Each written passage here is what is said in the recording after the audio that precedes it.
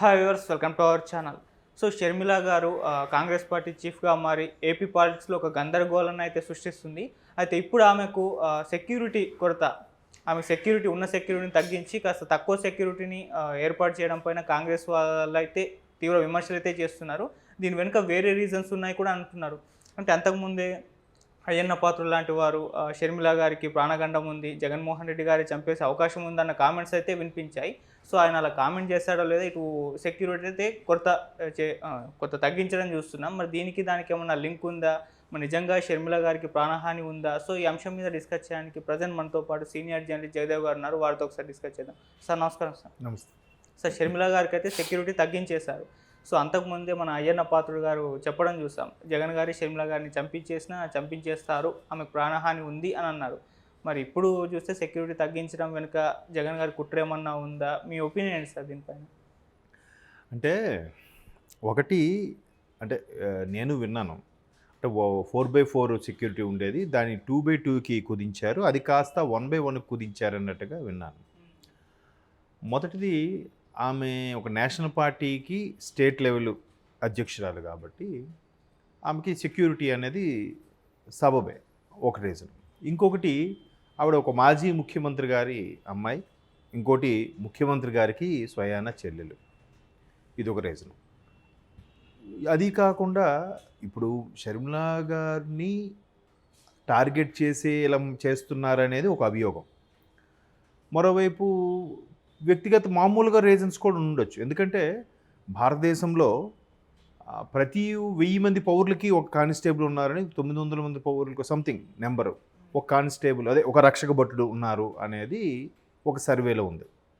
So ఇక్కడ ఉండే సిటీలో ఉండే కానీ, లేదంటే ఊర్లలో కానీ, టౌన్లో కానీ ఉన్న 10 మంది కానిస్టేబుళ్ళు, 10 మంది రక్షక భటులు ఎవరైతే ఉన్నారో వాళ్ళందరిలో ఒక 6 వీళ్ళకే వెళ్ళిపోతే, ప్రజాప్రతినిధులకే వెళ్ళిపోతే, మిగతా 4 మొత్తం సుమారుగా కొన్ని వేల మంది ఉండే ఓటర్లకి అందరికీ కాపలాగా ఉండాలి. సో అదొక రీజను. కానీ ప్రభుత్వం ఎవరిదైతే ఉందో వాళ్ళు కావాలని చేసినా, లేదంటే రక్షక భటుల కొరత వల్ల చేసినా కూడా అది ఖచ్చితంగా ఆ అపవాదు ప్రభుత్వానికే వస్తుంది. అండ్ మోర్ ఓవర్, షర్మిల గారు మీరు స్టార్టింగ్లో కూడా మీరు క్వశ్చన్ వేసే ముందు ఒక మాట అన్నారు, ఆవిడ గందరగోళం సృష్టిస్తున్నారు అన్నట్టుగా. ఆవిడ సృష్టించట్లేదండి, ఆవిడ పని ఆవిడ చేస్తున్నారు. ఎందుకంటారా, ఆవిడ నేపథ్యమే రాజకీయ నేపథ్యం. కాంగ్రెస్, వైఎస్ఆర్ తెలంగాణ కాంగ్రెస్ అని పెట్టారు. తెలంగాణలో చాలా అగ్రెసివ్గా పార్టిసిపేట్ చేశారు. ప్రభుత్వ వ్యతిరేక చర్యలకు అన్నిటి గురించి నినదించారు. ఆ తర్వాత ఆవిడ పనితీరు మెచ్చో, లేదంటే కాంగ్రెస్లో కలుపుకుపోవడము, బయట నుంచి మద్దతు ఇవ్వడము, కాంగ్రెస్ గవర్నమెంట్ ఫామ్ చేసింది తెలంగాణలో. సో ఇప్పుడు కాంగ్రెస్ ఏం చేసిందంటే ఆంధ్రాలో పుంజుకోవాలనే ఉద్దేశంతో ఆవిడ పీసీసీ చీఫ్ చేసింది. ఎందుకు? ఆవిడ తండ్రి రాజశేఖర రెడ్డి గారు కాంగ్రెస్లో 2 సార్లు ముఖ్యమంత్రి అయ్యారు. అంతకుముందు ఒక 20-30 ఏళ్ళ పాటు పీసీసీ చీఫ్గా కూడా ఉన్నారు రాజశేఖర రెడ్డి గారు. సో ఈవిడైతేనే కరెక్టు మరలా ఆంధ్రాలో పుంజుకుంటుందనే ఉద్దేశంతో ఈవిడికి ఇచ్చారు. సో ఈవిడేం చేస్తుంది, ఈవిడ డ్యూటీ ఏంటి? ఖచ్చితంగా అక్కడ ఎవరు ప్రభుత్వం ఉన్నా ఆ ప్రభుత్వం మీద విమర్శించాలి. అక్కడ అన్నగారి ప్రభుత్వమా, అక్కగారి ప్రభుత్వమా, చంద్రబాబు నాయుడు గారి ప్రభుత్వమా, పవన్ కళ్యాణ్ గారి ప్రభుత్వమా అని కాదు, ప్రభుత్వం ఎవరిది ఉంటే వాళ్ళది ఆబ్వియస్లీ. సో అలాగ విమర్శించేసరికి ఆల్రెడీ వైసీపీ శ్రేణులు ఏం చేస్తున్నారు, ఈవిడ టార్గెట్ చేసి ఈవిడ వైఎస్ షర్మిల కాదని, షర్మిల శాస్త్రి గారని రకరకాలుగా, రాజశేఖర్ రెడ్డి గారు కానీ జగన్మోహన్ రెడ్డి గారు ఒక కూతుర్లా చూసుకున్నారు, చెల్లిలా కాకుండా, ఇన్ని చేసినా మీరేం కనీసం మీకు ఇది లేదు అది లేదు, ఎవరికి నచ్చింది వాళ్ళు సోషల్ మీడియాలో పోస్ట్ చేస్తున్నారు, రకరకాలు ఉన్నాయి. బట్ ఆవిడ కూడా ఏమంటుంది, వ్యక్తిగత దోషులకు పోవట్లేదు, వీళ్ళు వ్యక్తిగత దోషులకు పోతున్నారు. షర్మిల శాస్త్రి అని, మురుసుమల్లి షర్మిల గారని, అది తప్పది, అది అనవసరం. మీరు చేతనైతే గతంలో కూడా పవన్ కళ్యాణ్ గారు విమర్శించినప్పుడు ఏం చేశారు, పవన్ కళ్యాణ్ గారు ఓన్లీ జగన్మోహన్ రెడ్డి గారికి విమర్శిస్తున్నారు, చంద్రబాబు విమర్శించట్లేదు అంటున్నారు. చంద్రబాబుని ఎందుకు విమర్శిస్తారు? చంద్రబాబు గారు ప్రభుత్వం కాదుగా. చంద్రబాబు గారు ప్రభుత్వం ఉన్నప్పుడు కూడా విమర్శించాడు ఆయన పవన్ కళ్యాణ్ గారు, సహజం. అది ములాఖాతుకి వెళ్ళినప్పుడు కూడా అదే చెప్పాడు, నేను వ్యక్తిగతంగా నాకు ఏ అభిప్రాయాలు భేదాలు లేవు, కేవలం పరిపాలన విధంగా కొన్ని రకాల పథకాలకు సంబంధించి ఆయనతో విభేదించాను, విమర్శించాను అన్నట్టు కూడా చెప్పాడు.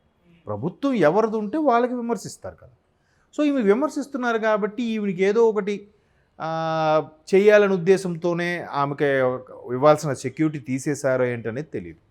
ఇక్కడ ఎలా ఉంటుందంటే మళ్ళీ ఆ, ప్రభుత్వ అధికారులు కూడా కొంతమంది అరే అయ్యగారి దృష్టిలో పడాలి, ముఖ్యమంత్రి గారి దృష్టిలో అబ్బా నేను బాగా చేశాను అనిపించుకోవాలనే ఉద్దేశంతో ఒకవేళ ప్రభుత్వం పనిగట్టుకుని ఆ పని చెయ్యకపోయినా కొంతమంది చేతుల్లో ఉండే అధికారం దుర్వినియోగం జరుగుతుంటుంది ఇలాంటి సందర్భాల్లో.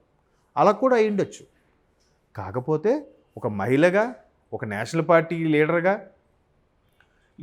దట్టు ముఖ్యమంత్రితోనే ముఖ్యమంత్రి కుటుంబ సభ్యురాలుగా ఆయనతో విభేదించి బయటకు వచ్చి వేరే పార్టీలో చేరి ఆ పార్టీకి రాష్ట్ర అధ్యక్షురాలుగా ఉంటూ ఆయన మీద దిగుబట్టడం అనేది కొద్దిగా చర్చనీయాంశమైనది. మీరు అన్నట్టు ఇంతకు ముందుగా గందరగోళం కాకపోయినా చర్చనీయాంశమైంది.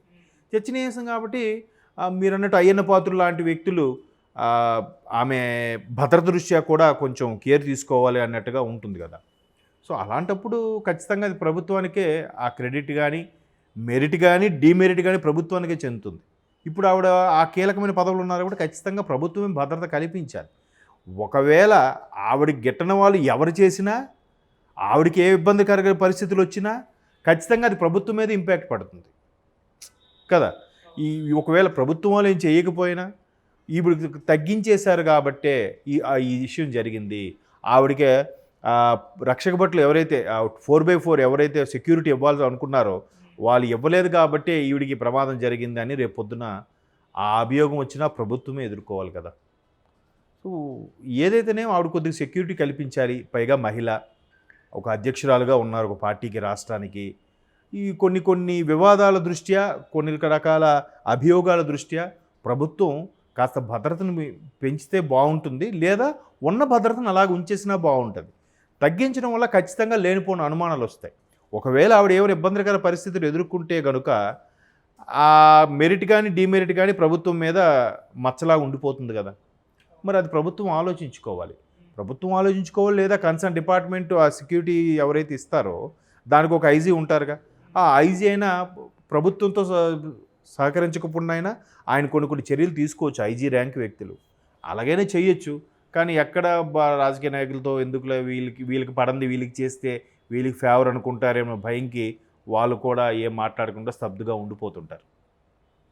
ఏవైనా కొన్ని జరిగి విపరీత ధోరణులకు పోయినప్పుడు దానికి ఖచ్చితంగా ఒకవేళ ప్రభుత్వం ప్రమేయం లేకపోయినా అందరూ ప్రభుత్వాన్ని దుమ్మెత్తిపోస్తాం. ఇక్కడ తెలంగాణ ఎన్నికల్లో కూడా మీరు చూడండి, అక్కడ బరిలెక్క అనే ఆవిడ పోటీ చేసినప్పుడు ఆవిడేంటి అక్కడ ప్రభుత్వం ఎవరుంటే వాళ్ళ మీద వ్యతిరేకంగా పోరాడింది. ఎందుకంటే మేము ఎంత బర్రెలు అమ్ముకొని కూడా కోచింగ్ తీసుకుంటే జాబ్ నోటిఫికేషన్ ఏం పడలేదు కాబట్టి ఆ నిరాశతో నేను పోటీ చేస్తున్నాను అన్నట్టుగా కూడా చెప్పారు ఆవిడ. అక్కడ ప్రభుత్వం మీద వ్యతిరేకం, అక్కడ మనుషులు వ్యక్తి కాదు ఒక వ్యవస్థ మీద పోటీ చేసింది కదా. అలాగే ఇక్కడ కూడా షర్మిల గారు ఒక వ్యవస్థ మీద, ప్రభుత్వ వ్యతిరేక విధానాల మీద దుమ్మెత్తిపోస్తున్నారు తప్ప వ్యక్తిగత దోషణలు చేయలేదుగా. వ్యక్తిగత దోషణలు అంటే ఎలాగా? జగన్మోహన్ రెడ్డి గారి మీద కేసులు ఉన్నాయి, 10 ఏళ్ళ నుంచి బెయిల్ మీద ఉన్నారు, ఎవరూ పట్టించుకోవట్లేదు, ఎవరూ అడగట్లేదు, ఏ కోర్టులు న్యాయం చెప్పట్లేదు, లేదా ఈడీ 38,000 కోట్లు జప్తు చేసింది, ఏదో సంథింగ్ ఆ సిబిఐ మీద పెండింగ్ ఉంది. ఇలాంటి దోషణలు చేస్తే అది తప్పు. అలా కూడా చేస్తున్నారుగా. ఇప్పుడు ఇంతకుముందు వైసీపీ వాళ్ళు ఏం చేశారు? పవన్ కళ్యాణ్ గారు, ఏమండి మీరు పోలవరం కట్టలేదు, మీరు 3 పెళ్ళిళ్ళు చేసుకున్నారు, ఏమండి అభివృద్ధి లేదు, మీరు 3 పెళ్ళిళ్ళు చేసుకున్నారు, ఏమండి మనకు స్పెషల్ స్టేటస్ అన్నారు ఏపీకి, మీరు 3 పెళ్ళిళ్ళు చేసుకున్నారు. ఇవన్నీ దీనికి సంబంధం ఏంటి? స్పెషల్ స్టేటస్ ఇవ్వకపోవడానికి 3 పెళ్ళిళ్ళకి సంబంధం ఏంటి కదా. కాబట్టి ఇప్పుడు కూడా షర్మిల గారు అడుగుతున్న క్వశ్చన్స్ కన్నిటికి కూడా మీరు వైఎస్ షర్మిల కాదు, షర్మిలా శాస్త్రి, మీరు అన్ననే వెన్నుపోటు పొడుస్తున్నారు, బయటికి వెళ్ళిపోయారు, ఇలా ఏదేదో మాట్లాడుతున్నారు. కాబట్టి అవన్నీ ఇలా మాట్లాడుతున్నారు కాబట్టి ఇప్పుడు ఆ సెక్యూరిటీని తగ్గించేస్తే ఖచ్చితంగా ప్రభుత్వమే పని కట్టుకొని తగ్గించిందనే అపవాదం అయితే వస్తుంది.